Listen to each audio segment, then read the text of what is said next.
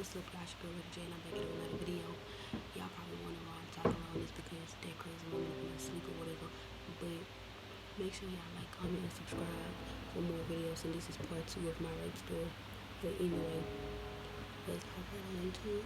Like I was saying on part 1, so he had put me up on the bed, and then he was like, oh, you got some stuff between your legs. And then I was like, why you looking down there? Anyway, you shouldn't be even touching me right there. And I was just crying, and I was like, God, please help me, please do something. And he kept going, and he took a t-shirt, like a white t-shirt, and put it over my private area and started just jamming something up in there out of nowhere for no reason at all.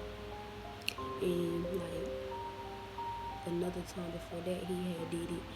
It was like numerous of times that he had did it and stuff, but I ain't really think to tell nobody at the time. But it was like another time he had did it. He had been drinking, and I had took some sleeping medicine or whatever, and I was in the bed asleep.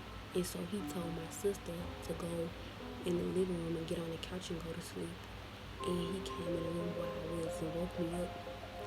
And that time he was trying to stick it in my private area, but I started crying and I got up and ran in the corner, and he punched me in my arm and made me lay back down on the bed.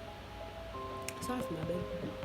I didn't even call it that, but anyway, he punched me in my arm and made me lay back down on the bed and stuff. So we had went to my auntie house.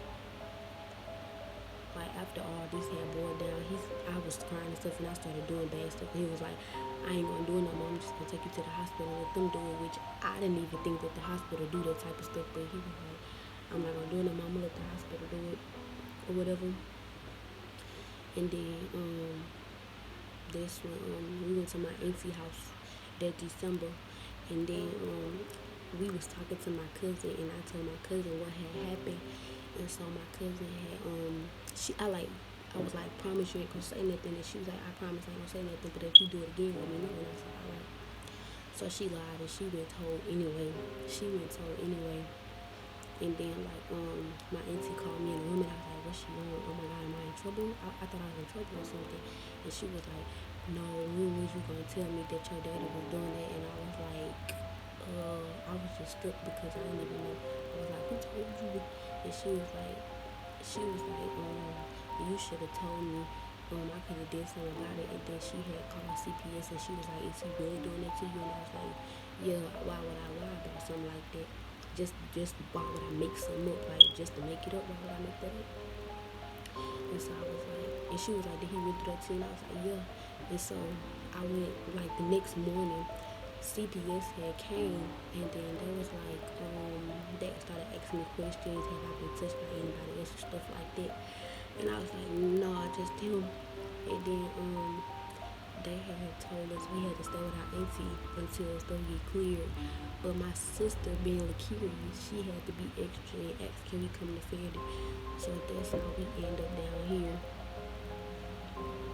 And that's my rape story. So like, comment, and subscribe, and share this video and the other one.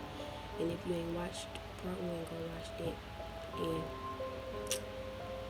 follow me on Instagram, LUHH_, and add me on Snapchat, What's 1320.